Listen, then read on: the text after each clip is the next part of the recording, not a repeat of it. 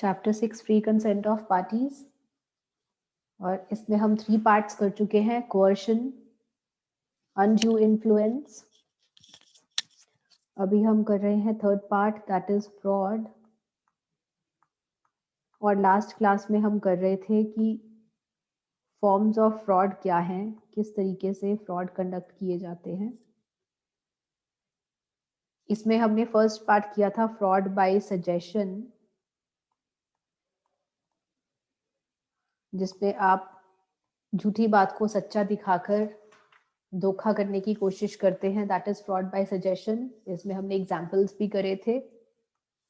Second, fraud by active concealment,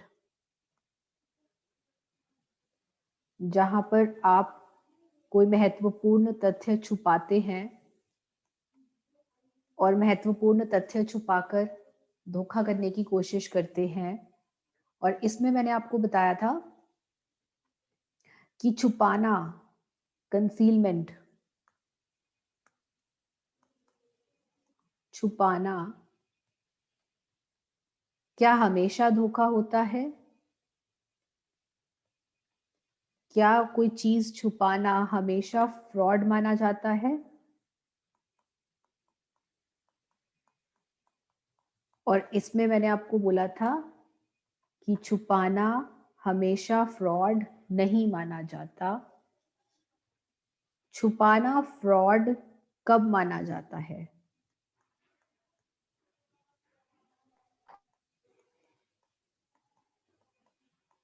कब माना जाएगा कि छुपाना फ्रॉड है? 2 केसेस करवाए थे इसमें मैंने आपको। अपना ऑडियो ऑफ कर लीजिए। तो छुपाना फ्रॉड कब माना जाएगा? 2 केसेस, जहां पर आपका कानूनी कर्तव्य है, स्टैट्यूटरी ऑब्लिगेशन, जहां पर आपको किसी कानून ने बोला है कि आपको महत्वपूर्ण तथ्य बताने हैं,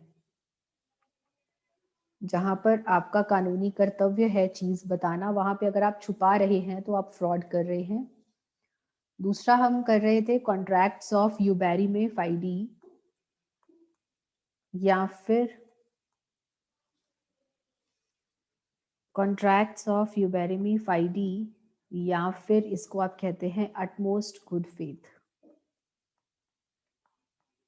ऐसे कॉन्ट्रैक्ट्स जो कि विश्वास के ऊपर बने होते हैं, ऐसे कॉन्ट्रैक्ट्स में यदि आप छुपा रहे हैं तो आप फ्रॉड कर रहे हैं। फ्रॉड, छुपाना हमेशा फ्रॉड नहीं होता, लेकिन इन 2 केसेस में अगर आप छुपा रहे हैं तो आप फ्रॉड कर रहे हैं। और विश्वास वाले केस में हमने 4 केसेस करे थे। यहाँ पर हमने कितने केसेस करे थे? 4 केसेस करे थे, सॉरी 7 केसेस करे थे।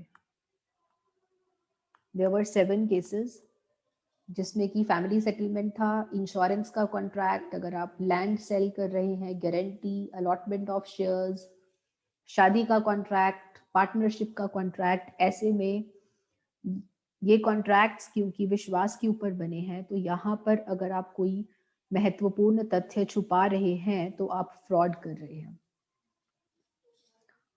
ये हमने कल वाले सेशन में किया था। फॉर्म्स ऑफ फ्रॉड में आपका थर्ड फ्रॉड आता है फ्रॉड बाय साइलेंस।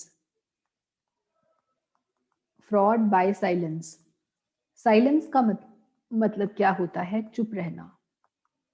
क्या चुप रहना भी फ्रॉड है? हाँ जी, क्या चुप रहना फ्रॉड है?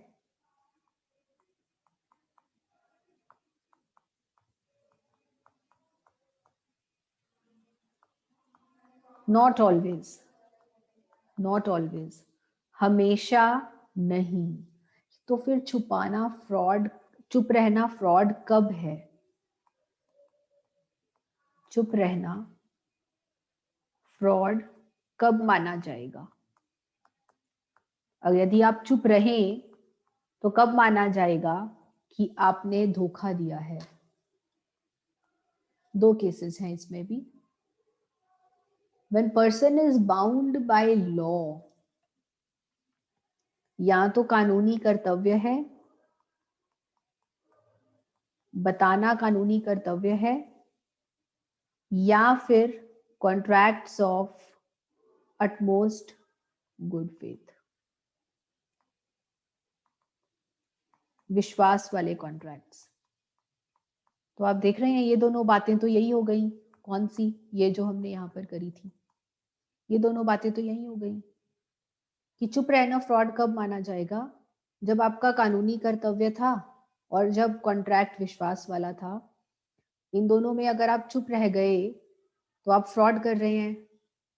एक तो ये वाला पार्ट हो गया। दूसरा फ्रॉड कब माना जाएगा? when silence is as good as speaking। इसका मतलब क्या हुआ? इसका मतलब हुआ जब चुप रहना बोलने के बराबर हो।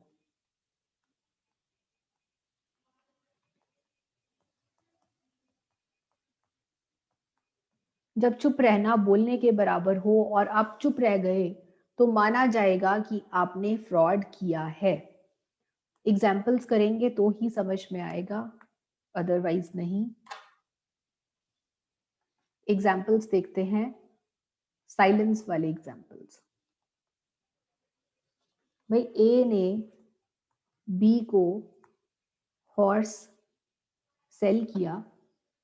ये हॉर्स था अस्वस्थ दिमाग का, अनसाउंड माइंड का घोड़ा था। अस्वस्थ दिमाग का घोड़ा बेच दिया। और ए को मालूम था कि जो हॉर्स है वो अस्वस्थ दिमाग का है। इसके बावजूद भी ए ने बी को ये घोड़ा बेचा और घोड़े की अस्वस्थ हालत के बारे में बी को नहीं बताया। यहाँ पर जो ए है वो चुप रहा, चुप रहा, बी को नहीं बताया। क्या फ्रॉड है? क्या चुप रहना फ्रॉड है? यहाँ पर चुप रहना फ्रॉड नहीं है। क्यों? क्योंकि चुप रहना हमेशा फ्रॉड नहीं होता। चुप रहना फ्रॉड तभी होगा जब कानूनी कर्तव्य है या विश्वास का रिश्ता है। ना ही कानूनी कर्तव्य है यहाँ पर, ना ही कोई विश्वास का रिश्ता है। सो यहाँ पर चुप रहना फ्रॉड नहीं माना जाएगा। दूसरा करते हैं। सेम एग्जाम्पल, ए ने बी को हॉर्स बेचा। अगेन जो हॉर्स था वो अस्वस्थ दिमाग का था। यहाँ पर क्या है कि जो बी है वो ए का सन है, ए का बेटा है। और जो ए है वो पिता है, father. This is father and this is son. पिता पुत्र का संबंध है इन दोनों में। यहाँ पर ए चुप रहा, जो फादर है वो चुप रहा और अपने बेटे को नहीं बताया कि जो घोड़ा है वो अस्वस्थ दिमाग का है। क्या यहाँ पर आप कहेंगे कि फ्रॉड है? हाँ जी। क्या ये कानूनी कर्तव्य में आता है? नहीं। क्या ये विश्वास के रिश्ते में आता है? यस। क्योंकि ये विश्वास के रिश्ते में आता है, जो बाप बेटे का रिश्ता है, ये विश्वास के उस विश्वास वाली कैटेगरी में आता है। सो यहाँ पर अगर पिता पुत्र को घोड़े के अस्वस्थ दिमाग के बारे में नहीं बताता तो कहा जाएगा कि पिता ने पुत्र के साथ धोखा किया है। क्यों? क्योंकि ये है contract of utmost good faith.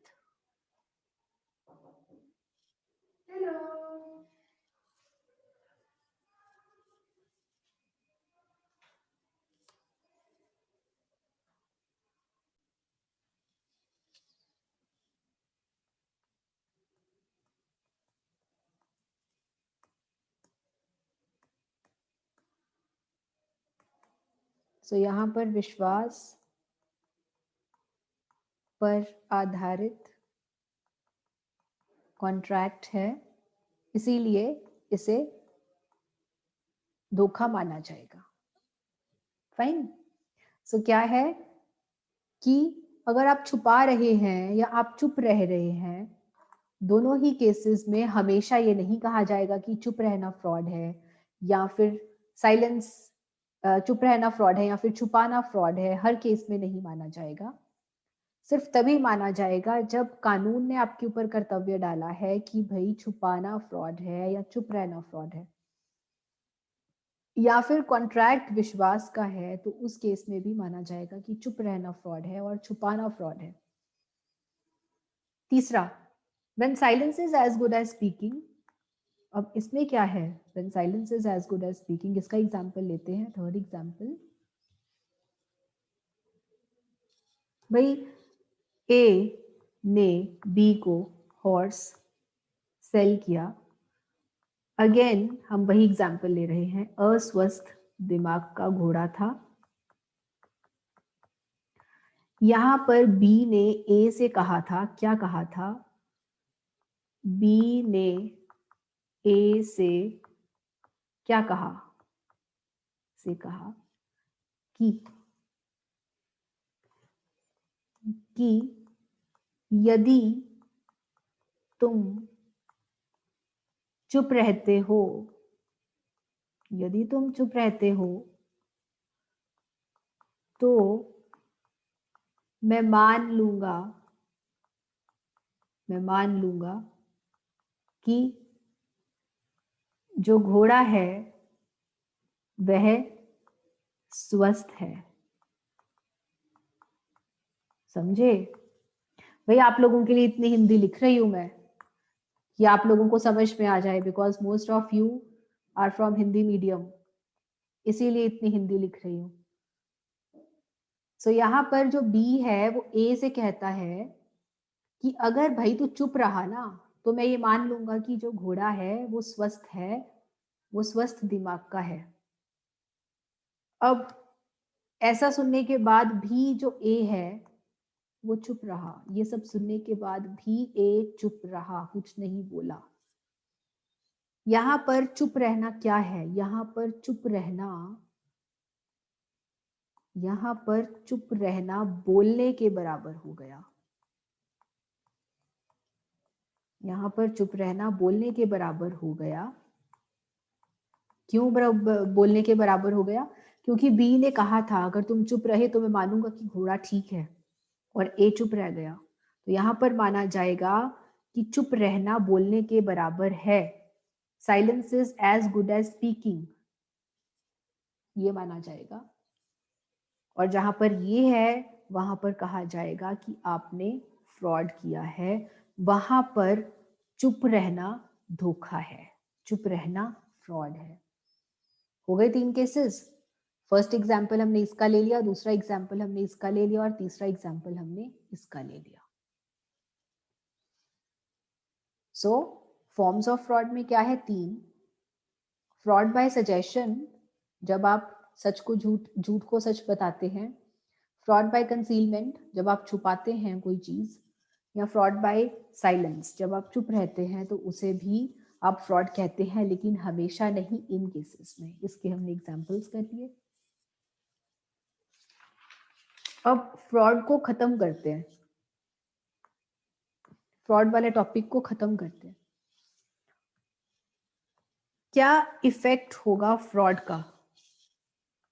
Effects of fraud, अगर आप फ्रॉड करते हैं तो उसका क्या प्रभाव पड़ेगा? जिसके साथ आपने फ्रॉड किया है वो पार्टी जिससे आपने फ्रॉड किया है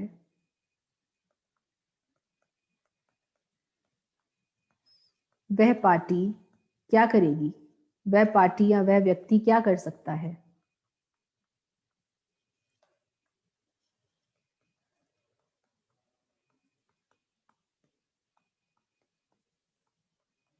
मालूम है क्या कर सकता है? 3 चीजें कर सकता है। एक तो वो कॉन्ट्रैक्ट को रिप्यूडिएट कर सकता है। रिप्यूडिएट का मतलब क्या होता है? वो कॉन्ट्रैक्ट को रद्द कर सकता है।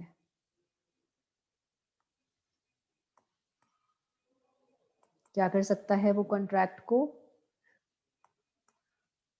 भाई it's very tough to write Hindi. रद्द कर सकता है, या फिर वो कॉन्ट्रैक्ट को एफर्म कर सकता है। एफर्म करना मतलब एडॉप्ट करना। एफर्म मीन्स एडॉप्ट करना। वो कुछ नहीं करेगा, वो जैसे कि तैसे जो चीज उसको धोखे से मिली है उसको मान लेगा। मान लेना, अस्वस्थ दिमाग का घोड़ा मिला है तो उसको रख लेगा, कोई बात नहीं, रख लिया, एफर्म कर लेगा। या फिर वो क्लेम करेगा फॉर रेस्टिट्यूशन। वो बहाली के लिए कहेगा। रेस्टिट्यूशन का मतलब क्या है? बहाल करना। बहाल करना कि भाई जो पैसे मैंने तुझे दिए थे वापस कर, मेरे पैसे वापस कर, अपना घोड़ा वापस ले जा और मेरे पैसे वापस कर दे, मुझे उसी पोजीशन में ले जा जिस पोजीशन में मैं था। ठीक है जी। या तो वो कॉन्ट्रैक्ट को रद्द कर देगा, मैं नहीं तेरे को पेमेंट करता, रद्द कर देगा। या फिर वो कॉन्ट्रैक्ट को मान लेगा, चल कोई बात नहीं, अस्वस्थ दिमाग का है, कोई बात नहीं, मैं रख लेता हूँ। या फिर वो रेस्टिट्यूशन के लिए बोलेगा कि मुझे उसी पोजीशन में वापस लेके जा जिस पोजीशन में मैं था, मेरे पैसे वापस कर और अपना घोड़ा वापस ले जा। क्लेम फॉर रेस्टिट्यूशन, ये तीन चीजें हैं, ये तीन ऑप्शंस हैं उस व्यक्ति के पास जिस व्यक्ति के साथ धोखा हुआ है। यहाँ पे हमारा फ्रॉड का टॉपिक हुआ खत्म। अब हम आते हैं फोर्थ पार्ट पे, and fourth part is miss representation.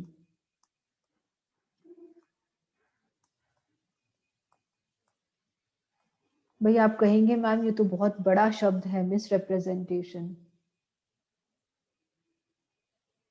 क्या है मिस रिप्रेजेंटेशन? मिस का मतलब होता है गलत, और रिप्रेजेंटेशन का मतलब होता है बयान देना। मिस का मतलब है गलत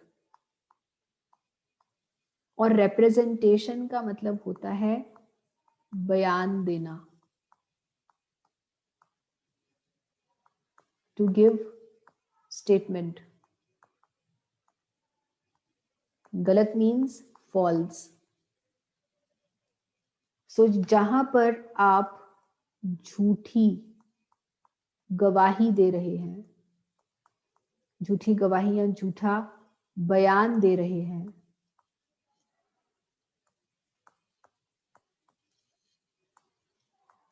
आप कहेंगे कि आप मिस रिप्रेजेंटेशन कर रहे हैं।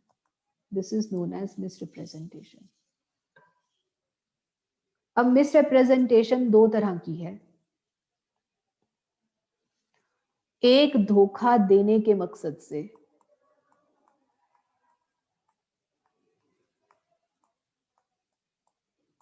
आप धोखा देने के मकसद से गलत वर्णन कर रहे हैं। दूसरा, बिना धोखा देने के मकसद से।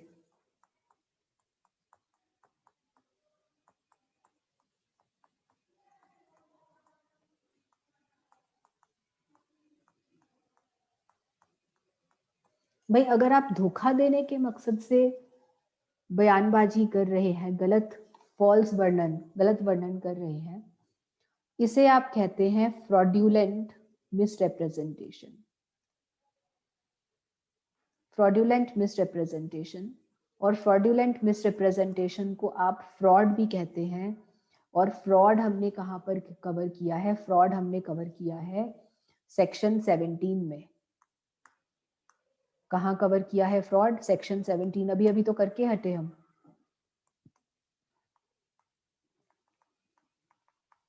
ऑलरेडी डन, कर चुके ना हम ये पार्ट, फ्रॉड वाला।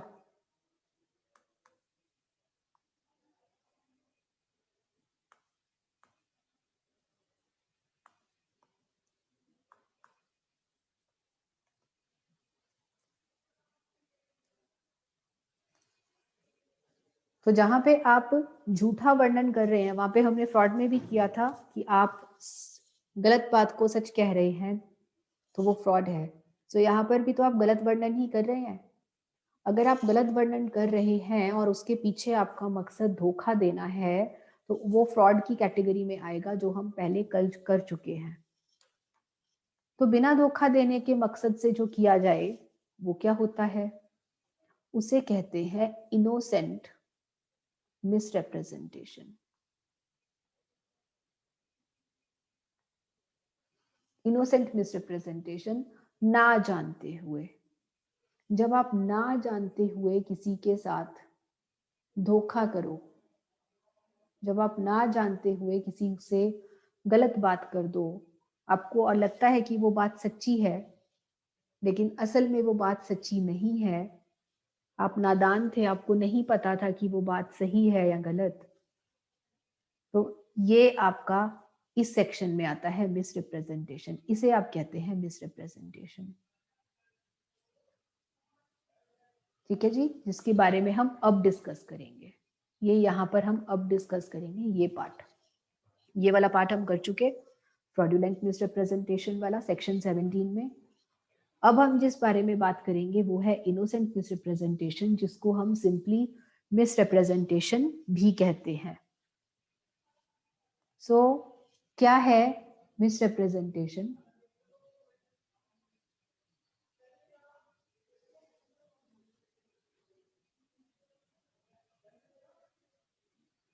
जब आप किसी चीज को ना जानते हुए झूठ बोल दें या गलत वर्णन कर दें, उसे आप कहते हैं मिसरिप्रेजेंटेशन। आइए लिखते हैं इसे।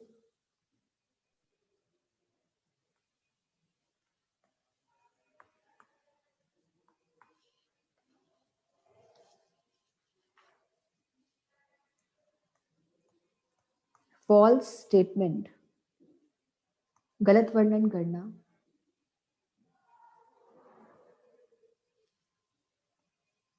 जो कि which the person making it, जो व्यक्ति उस बारे में बात कर रहा है,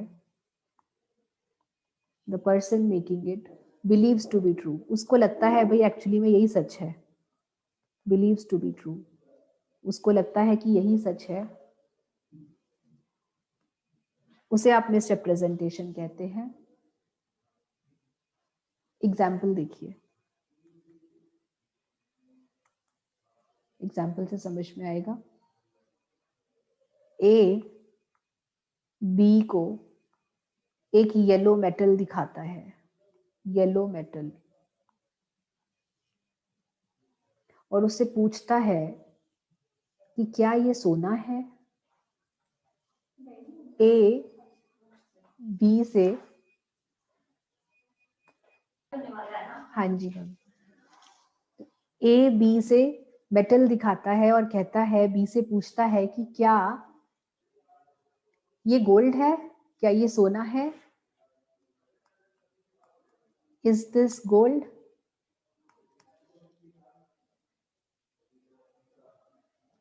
और बी आगे से रिप्लाई करता है, बी रिप्लाइज, बी जवाब देता है बिना देखे, बिना मेटल को देखे जवाब देता है यस। देखा नहीं कि क्या चीज के बारे में पूछ रहा है और हाँ कह देता है। क्या बी ने ऐसा धोखा देने के मकसद से किया?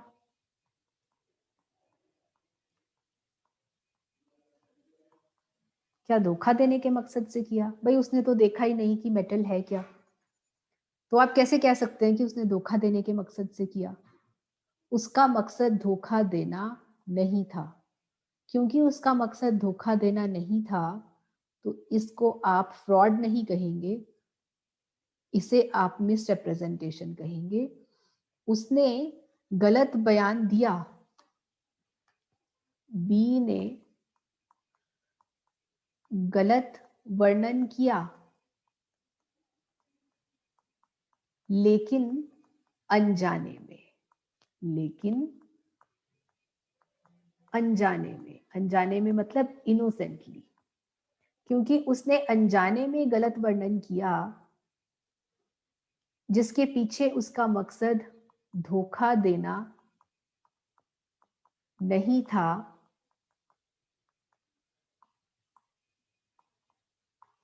इसीलिए आप इसे फ्रॉड नहीं कहेंगे, आप इसे मिसरिप्रेजेंटेशन कहेंगे।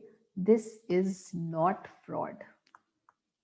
अगर उसका मकसद धोखा देना होता तो ये फ्रॉड की कैटेगरी में आ जाता। आई होप कि आपको ये समझ में आ गया है कि मिसरिप्रेजेंटेशन का मतलब क्या है और मिसरिप्रेजेंटेशन और फ्रॉड में एक डिफरेंस क्या है। ठीक है जी,